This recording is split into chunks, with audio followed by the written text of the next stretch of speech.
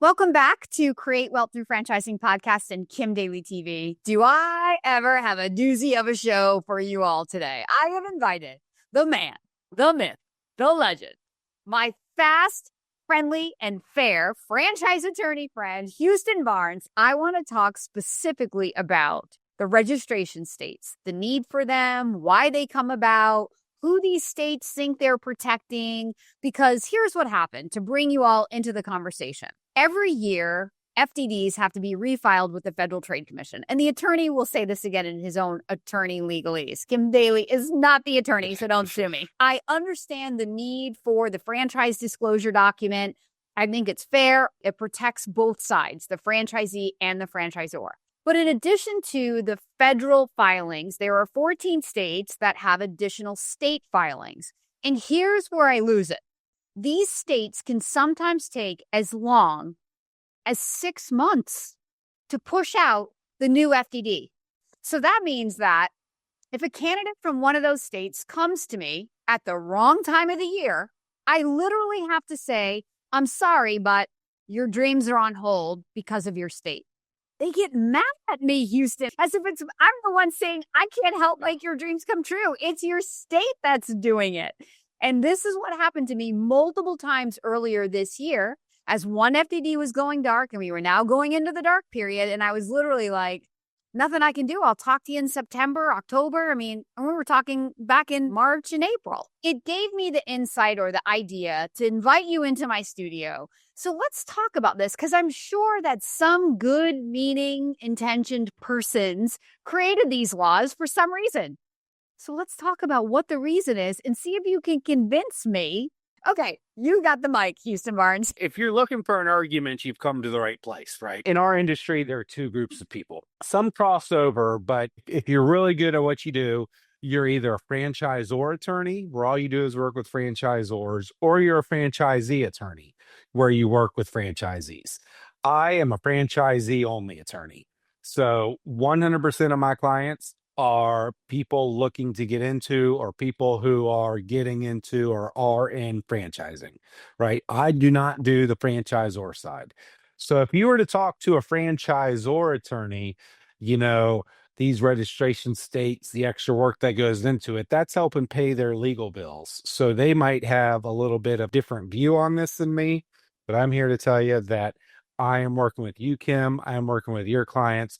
We want to get deals closed. If somebody wants to get into the wonderful world of franchising and make their dreams come true, that's what I'm here to do. Protect them, keep them safe, but do it in a timely manner. And doing stuff in a timely manner is not always an easy thing to do when you're following the legal rules. Well, let's go to franchising 101, first day of franchise law here. Franchising is regulated from the very top from the Federal Trade Commission. And the Federal Trade Commission says if you're a franchisor in the United States of America and you want to go sell a franchise to somebody, you have to give them a franchise disclosure document. And it has standardized items in the front. It has a copy of your franchise agreement in the middle. And then it has a bunch of attachments, some that you're required to put in there, some you're not. So no matter where you are in the country, you are required to receive a franchise disclosure document, and that thing gets updated every year. This is great, right? Because every single time you are looking at a franchise, you know what information has to be in there. The franchisor has to disclose all these things. And this is great for the consumer. It's great for the franchisor. I think everyone wins because of that. But everyone here watching lives in one of three states. You live in a state that has no registration requirement, where when the franchisor wants to sell you something, they just send you the FDD. You live in a state where there's a registration requirement, where all you have to do is just send in your franchise disclosure document as a franchisor, send it in, pay a nominal fee, and it's registered in that state. And then we get to your favorite states, Kim, which are the filing states. So what happens with the franchise disclosure document? You have to come up with a new one every year. You have to update it every single year. That's what the FTC says. Some states every year make you then file it with the state. They review your franchise disclosure document. They'll tell you if any changes are needed, which doesn't happen hardly at all. But they'll tell you if there are any changes needed. And then once they approve your FDD, that is when you can sell a franchise in that state. Now, here's the politicians. We do not want fly by night franchisors coming here. We want to protect the consumer. And in this case, the consumer is the franchisee. We want to protect you. We want to make sure that the information they're giving you is accurate, that it complies with state law, and we want to protect you. Well, guess what? I don't think it's really protecting the franchisee.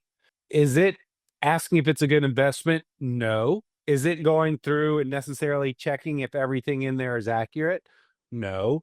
What it's doing is checking to see if that franchisor comports with that state's legal requirements. That's it. We're paying staff at these agencies to do it. There are filing fees, there are attorneys that take it to happen.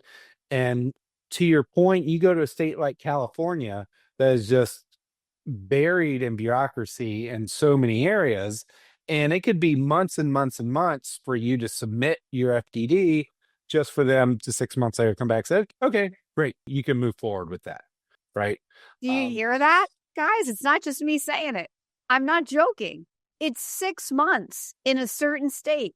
And during that period, you cannot invest your money in a franchise.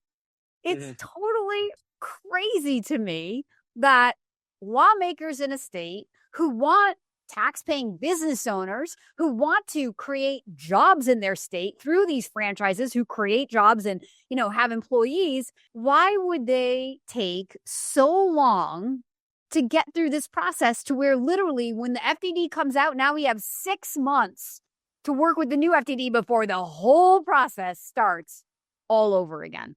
How is that defended?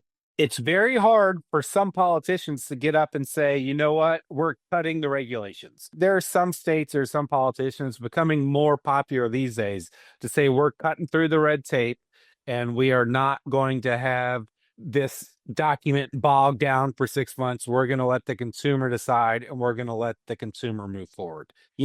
A lot of politicians, if something goes wrong, that doesn't look good for them. So that politician wants to get up there and say, we're protecting you.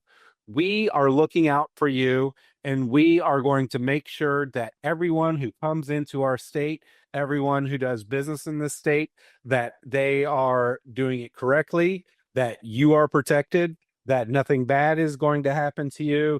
Oh, and guess what? We have a state budget of X number of dollars a year, and this is helping to fund that budget. So it's also a line item of income for them.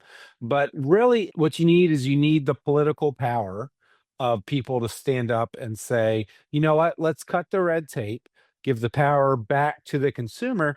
And what's frustrating here is you already have a standardized document. In a past life, I was very involved in politics, and I went to breakfast one morning with a United States senator. So this is one of the 100 most powerful people in our country. And we sat down and we were talking about a golf game. Later that afternoon, he said, what area of law do you specialize in again? And I said, franchise law. And he looked at me and said, okay, so you do like McDonald's and Wendy's and that's it. And I sat and started going through the list with these United States senator franchises of driving down the street, what businesses are franchised, what industries have franchises in them.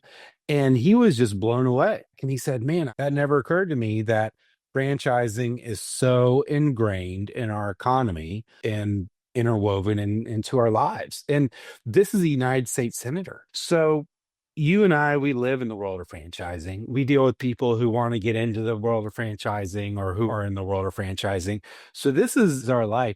There is still a huge education piece for our politicians, for our elected officials, as to what franchising is, why it matters, who it helps, and why there may need to be changes made to it. And I think this registration state thing is a big change that needs to happen. If you want me to argue against you, we do need to protect the consumer. I'd argue the FTC does that. If you're also a bigger franchisor, you may not mind this. If you're an upstart bootstrapping franchisee and you want to go sell as many units as you can, as fast as you can, you want no barriers to entry whatsoever. You just want to go out there and go. Well, if you're a McDonald's, it might not be a bad thing to have a barrier to entry for other fast casual restaurants or other burger restaurants. So there may be some of these bigger franchises, and I'm not playing that game, that are in there saying, these regulations aren't quite so bad. But what you and I deal with a lot is early stage franchises, is franchises that there's a new industry popping up and we want to help people get into that industry. We want to be able to capitalize on changing market dynamics and delaying things 6 months, years to go down the path of starting a franchise to help these industries not only doesn't help the franchisees trying to get in, but what about the people who could be serviced by these franchise organizations in these businesses? That's 100% my point. Like, I wanted to create an episode that maybe will spark some conversation with people who have power in franchising to start to question the value of these registration states. Because I'm all for protecting people that want to be protected. That's why we want to invest in franchises versus being entrepreneurs, right? So that we can buy down that learning curve. And the Federal Trade Commission has requirements to help it be as fair as it can be on disclosure from both sides. So then these 14 states that sometimes make it feel impossible. And what happens when you're in my shoes, and I'm exposed to all these thousands of franchisors. Listen, there are franchisors who literally, when I say, hey, are you registered in, state of Washington? And they say no, and we're never going to be, especially past COVID, right? When they saw how certain states responded to getting their existing franchisees back up and operating. Well, the franchisor doesn't want to sell you a franchise where your state may require you to be closed if there is another pandemic and you can't go on and be successful. They don't want you to fail any more than you want to fail. There are some franchisors that are like, no, we're not going in those states. And then I'm over here, building a YouTube channel, magnetizing people to me who want to invest in a franchise, and they come from some of these states. And I'm like, I can't help you. Or if they're like, well, am I limited if I work with you, Kim Daly? And I'm like, well, yeah, sort of, because not every franchise out there is worth your time. But then we've vetted them and I've got a community of options for you. But then among those options, the options make it much, much smaller simply because of the state that you live in. Like, don't get mad at me. I'm just saying, for franchise law, your state is very, very challenging.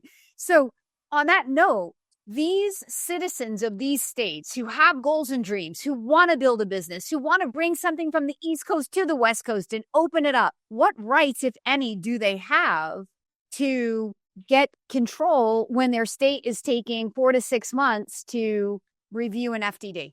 Do they have any rights? Right now, no. Right now, you're stuck and you're sitting on your hands for as long as it takes. And I'm just as frustrated as the clients are because they want to get into this and they're sitting for months and months and months. Moving forward, the power and what needs to happen is it needs to start with education.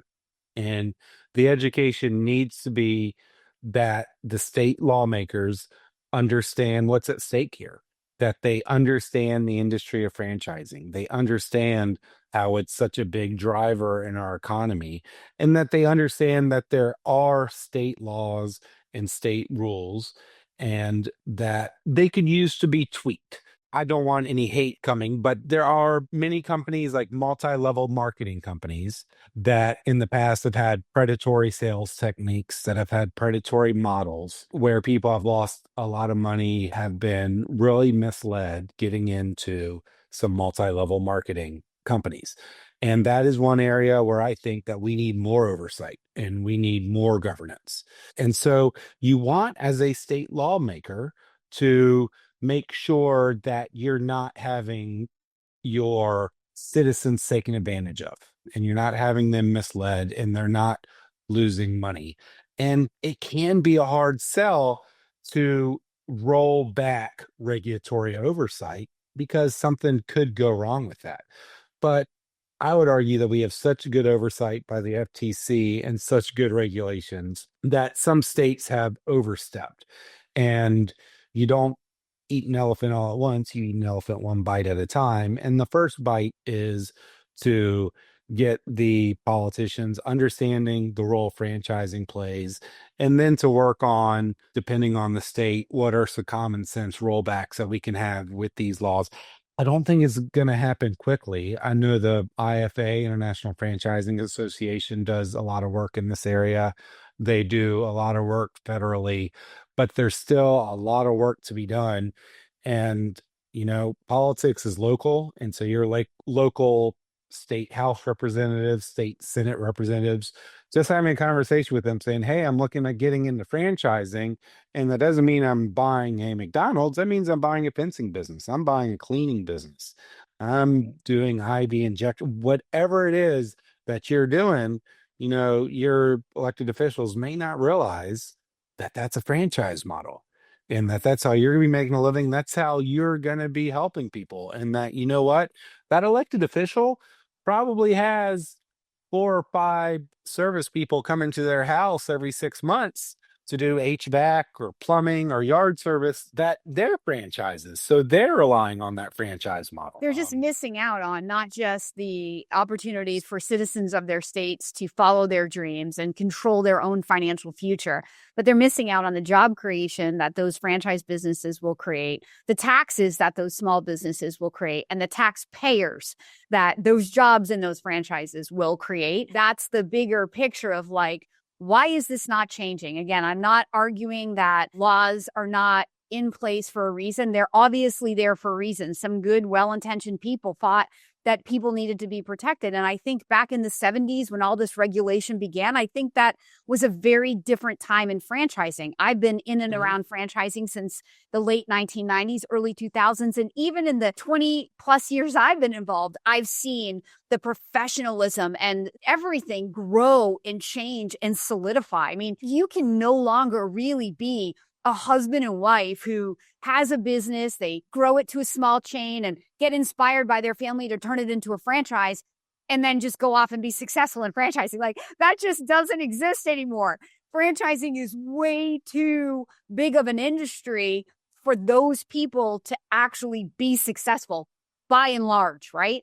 There's sophistication in what we do, the systems, the people, the knowledge, the experience, the money that it takes is not that dream anymore. It's all grown up.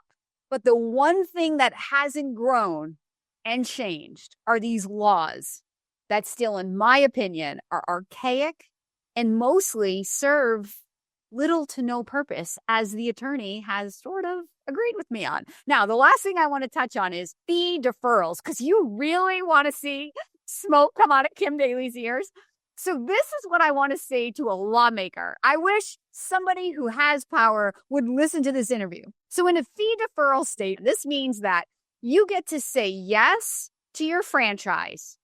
You get to go to training and get all the intellectual property without giving the franchisor any money, because your state tells that franchisees are not going to give the money until they've gone all the way through training and know exactly what they're getting. Is this freedom, entrepreneurialism, the American dream? And just franchisors are 100% exposed by law.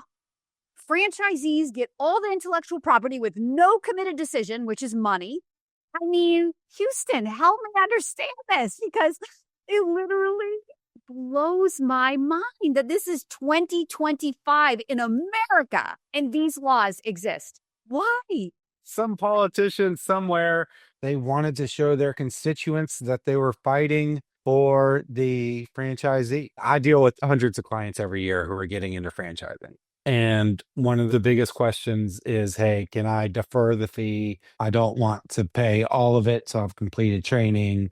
People want to pay less. But that's a manifestation of fear, right? They need a better consultant, a better mindset coach, because everybody who's stepping into the unknown would love to tiptoe in instead of dive in. But in all these other states, that's not a thing. They have to dive in. And really, if you wanted to be just and fair to the person trying to change their life, you wouldn't allow them to tiptoe in, because that's not how the universe rewards you. The universe rewards you for a committed decision. And this is quantum physics. right? The candidates have no idea. The potential franchisee, they think they're doing something good for themselves, and all they're doing is giving themselves a reason for 3 or 4 months to lay in bed at night at 2 a.m. and say, should I, shouldn't I? Instead of just making a committed decision, yes or no. For those who have started a business, for those who have gotten into franchising business, it's all or nothing mindset. And when you sign that paperwork and when you turn that money over, you're off to the races. And this is your life now. And I tell folks, even if you are in a deferral state, pay up front, get that money down, don't have that laying over your head, and start working the process and start doing what the franchisor has laid out, because the franchisor is laying out a method that has been proven successful. And that's what you are here to do, to work in the system and to be successful with that. And being tentative, laying in bed at night is going to do you no good. Jump in and get her done. It's probably, as we're talking, government versus entrepreneurship. I mean, it really probably is as simple as that. And the methodologies are just different, but the two can coexist. And I'm excited that, you were willing to come on my show and have this surface conversation about this very in-depth topic that literally governs how we move as an industry and how we can and can't help people in certain states at certain times of the year. Houston Barnes, the man, the myth, the legend. Thank you so much for being in my hot seat and for sharing your legal ease right here on Kim Daly TV. Thank you so much, Kim. It's always a pleasure to talk to you. And hopefully, slowly but surely, we can get through some of these registration state changes, get people educated on the world of franchising so we can help make dreams come true and help serve the customers and clients where they are with what they need. Exactly. That's what we're here to do. This is an industry of people helping people. And by the way, if you'd like Houston Barnes to help you, we will put his contact information in the show notes or the description below this video. For those who are sitting on the sideline, who are like, what was this legal conversation you're talking about, Kim Daly? I just know I want to pursue my American dream. Well, that's why we're here. This topic may be a little bit off topic for you, but if you're beginning the conversation to explore a franchise, you need to understand the laws that are governing us and protecting you. So please follow the link in the description right now if it's your time to move from the sideline and get in the game. Not to know that you're definitely going to invest in a franchise, but to take the first step toward exploring opportunity to get educated so then you can know if franchising is the right or the next investment for you. And if you're ready, follow the link in the description below, because you know that my name is Kim Daly and I want to be your franchise consultant and your daily coach. Until next time, thank you, Houston, for joining us, and I'll see you in the next video.